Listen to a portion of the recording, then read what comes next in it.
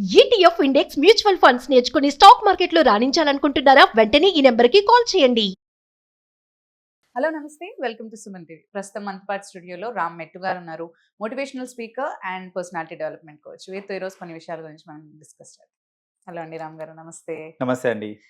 So మనకి చాలాసార్లు అంటే మనం ఎప్పుడైనా లివ్ చేసినప్పుడు మనం సొసైటీలో ఉంటున్నాం కాబట్టి మన నైబర్స్, కొలీగ్స్, ఫ్రెండ్స్ అందరూ ఉంటారు. And it is easy to mingle with every one who is like, అంటే అందరూ మనతో మంచిగా ఉన్న వాళ్ళతో మింగిల్ అయ్యి వాళ్ళని హ్యాండిల్ చేసుకుంటూ వెళ్ళడం చాలా ఈజీ మనకి. అంటే ఇట్స్ నాట్ లైక్ టాస్క్ ఏమో మనకు టఫ్ అనిపించదు.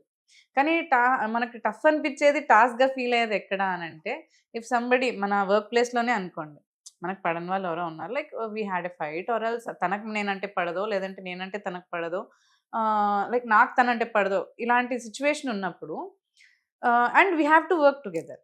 టీంలో ఉన్నాము, మేము కలిసి పని చేయాలి, బట్ అవాయిడ్ చేయలేని పరిస్థితి. సో అలాంటి సిచ్యువేషన్లో ఎవరైనా ఉన్నప్పుడు, లైక్ డైరెక్ట్గా తీసుకోవాలంటే మనకు పడని వ్యక్తి ఎవరన్నా మనతో మనం ట్రావెల్ చేయాలి అని అనుకుంటే ఎలా మనం హ్యాండిల్ చేయొచ్చు అసలు? ఇప్పుడు మీరు చెప్పిన ఈ సినారియో ఏదైతే ఉందో మోస్ట్లీ మనం వర్క్ ప్లేస్లో ఎక్కువ చూస్తూ ఉంటాం. Right. ఏంటంటే మనకి వాళ్ళకి పడదు, సరే పడదు కదా మాట్లాడడం మానేద్దాం అంటే కుదరదు. ఎందుకంటే సేమ్ టీమ్, రైట్, ఒకటే టీంలో ఉండాలి. మనము అంటే వర్క్ పరంగా మాట్లాడుతూ ఉండాలి. నేబర్స్ దగ్గర కూడా ఉంటది. మనం పొద్దున్న లేస్తే వాళ్ళ ఫేస్ చూడాలి, వాళ్ళు మనం ఫ్యామిలీ అటు కొంచెం ఏదో అవుతూ ఉంటాము, బట్ గొడవలు ఉంటాయి వాళ్ళతో. ట్రూ. సో ఇప్పుడు నేబర్స్ అనే అట్లీస్ట్ మనం సరే నాకు వద్దు నేను మాట్లాడదంటే మాట్లాడుకుని ఉండొచ్చు. వర్క్ ప్లేస్ అలా కాదు కదా, నాకు వద్దు అని అంటే నేను ఖచ్చితంగా మాట్లాడాల్సింది అయినా కూడా. సో జనరల్ గా ఏంటంటే ఈ వర్క్ ప్లేస్ లో we get to see this. మనకి అవతల అంటే ఇష్టం లేదు లేదా పడదు, కానీ మాట్లాడక తప్పదు. మాట్లాడుతుంటే చిరాకు వచ్చేస్తా ఉంటది, ఇరిటేషన్ వచ్చేస్తా ఉంటది. చాలా మంది ఏంటంటే ఆ ఇరిటేషన్ లో ఒక మాట కూడా అనేస్తా ఉంటారు. దానివల్ల మళ్ళీ గొడవలు ఇంకా ఇంక్రీజ్ అవుతాయి తప్ప అది తగ్గేది కాదు. సో మరి ఎట్లా హ్యాండిల్ చేయాలి, వాళ్ళతో ఎలా నడవాలి, ఎలా నడుచుకోవాలి అని అంటే, ఫస్ట్ అండ్ ఫార్మోస్ట్ ఏంటిది అని అంటే, మనము ప్రాక్టికల్ ఇన్వాల్వ్మెంట్ ఉండాలి తప్ప ఒక ఇమోషనల్ ఇన్వాల్వ్మెంట్ అనేది పెట్టుకోకూడదు. నాకు నచ్చని పర్సన్ ఎవరైతే ఉంటారో, నచ్చిన వాళ్ళతో మీరు ఎమోషనల్లీ ఇన్వాల్వ్ అయిపోండి, ప్రాబ్లం లేదు. కానీ నాకు ఎవడన్నా నచ్చడు లేకపోతే ఆ అమ్మాయి నాకు నచ్చదు అన్నప్పుడు మీరు ఇమోషనల్లీ ఇన్వాల్వ్ కాకండి. మీరు ఏంటంటే ప్రాక్టికలీ ఇన్వాల్వ్ కాండి. Practically she is my colleague, right. So ఇప్పుడు నాకు కలీగ్ కాబట్టి నేను పోయి మాట్లాడతాను యాజ్ ఎ న్యూట్రల్ పర్సన్. నేను for what ever reason system ఉండకపోవచ్చు మనకి, ఆ రీజన్స్ అని నేను మనసులో పెట్టుకొని అది నేను ఆలోచించుకుంటూ సైకలాజికలీ అవన్నీ నేను దృష్టిలో పెట్టుకొని మాట్లాడాలంటే I not be able to speak అన్నమాట. మీకు ఒక చిన్న ఎగ్జాంపుల్, సపోజ్ మీరు ఒక బేకరీకి వెళ్ళి వాటర్ బాటిల్ కొనుక్కోవాలి. మీరు క్యాష్ కౌంటర్ దగ్గరికి వెళ్తారు, అతన్ని నాకు వాటర్ బాటిల్ ఇమ్మని అడుగుతారు, అతను ఇస్తారు, ట్రాన్సాక్షన్ అయిపోతే వెళ్ళిపోతుంది. ఈ మొత్తం సినారియోలో మీరు అతనితో ఏమైనా ఎమోషనల్లీ కనెక్టెడ్ ఉన్నారా అంటే లేరు. కాబట్టి మీరు మాట్లాడడానికి పెద్దగా మీకు ఏం ఫీలింగ్ రాలేదు. అది అరే ఒక అబ్బాయి నేను మాట్లాడాలి ఆయనతోటి, అబ్బాయితో ఇవన్నీ మనకి రావు థాట్స్. ఎందుకంటే మీరు ఎమోషనల్ ఇన్వాల్వ్మెంట్ పెట్టలేదు అక్కడ. ఒక ప్రాక్టికల్లీ మీకు ఒక వాటర్ బాటిల్ కావాలి, అడిగారు, ఇచ్చారు, ట్రాన్సాక్షన్ అయిపోయింది, వచ్చేసారు. అసలు ఎవరు ఏంటి ఎలా ఉన్నాడు ఏం పట్టించుకో. మనం నా నీడ్ ఫుల్ఫిల్ అవుతుందా లేదా అనే దాని మీద దృష్టి పెట్టాను నేను అక్కడ, రైట్. ఆఫీస్ లో కూడా మీరు చేయాల్సింది అదే. మీ నీడ్ ఫుల్ఫిల్ అవ్వటానికి మీరు ఒక పర్సన్తో మాట్లాడితే ఎలాగైతే వ్యూ పాయింట్ ఉంటుందో మీకు అదే వ్యూ పాయింట్తో చూసారు, ఎమోషన్స్ ఏమీ లేకుండా అంటే అది ఆ కాన్వర్జేషన్స్ అనేది పెద్ద మ్యాటర్ కాదనమాట. అప్పుడు will be able to freely talk. మీరు ఇవన్నీ మనసు పెట్టుకున్నప్పుడు ప్రాబ్లం అవుతుంది.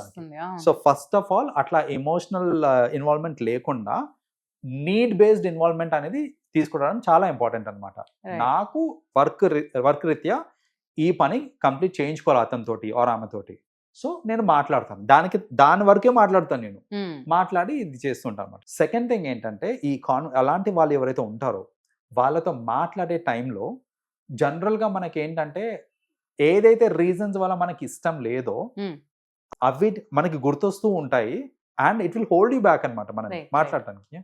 సో ఫస్ట్ ఆఫ్ ఆల్ ఏంటంటే రెజొనెన్స్ అనేది అవ్వకూడదు మనకి.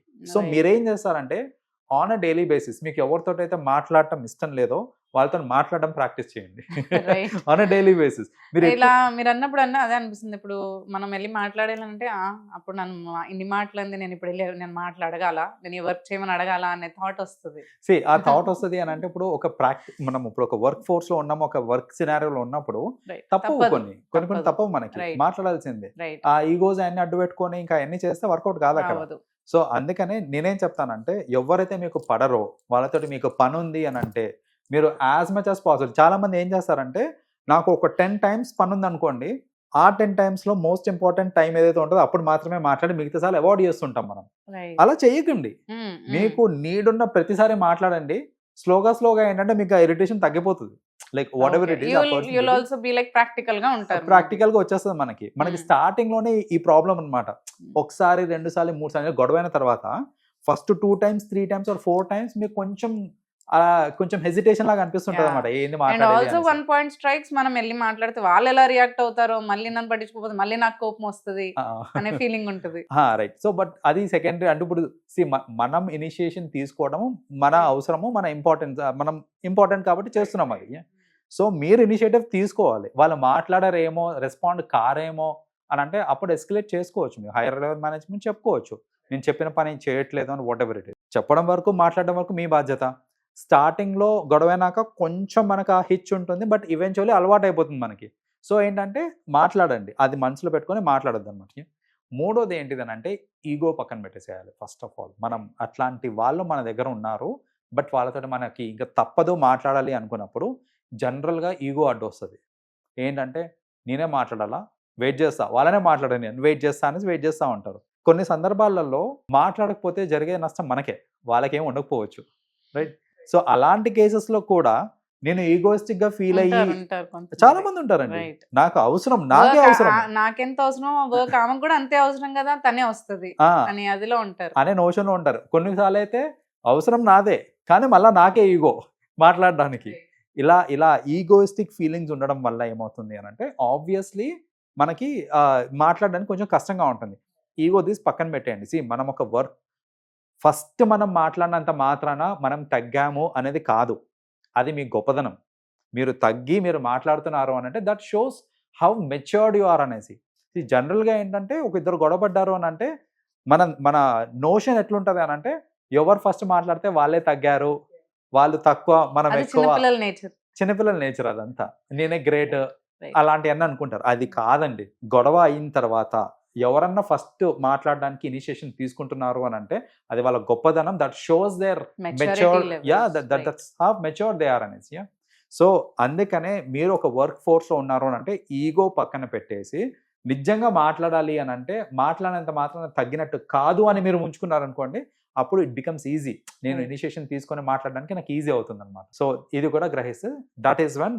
ఇలా మన చుట్టుపక్కల మనకి నచ్చిన వాళ్ళు ఉన్నప్పటికీ కూడా కాన్వర్జేషన్స్ కంఫర్టబుల్ గా అవ్వాలంటే ఈ జాగ్రత్తలు తీసుకుంటే సరిపోతుంది. థ్యాంక్ యూ అండి. Thanks for coming and sharing your views. Welcome అండి.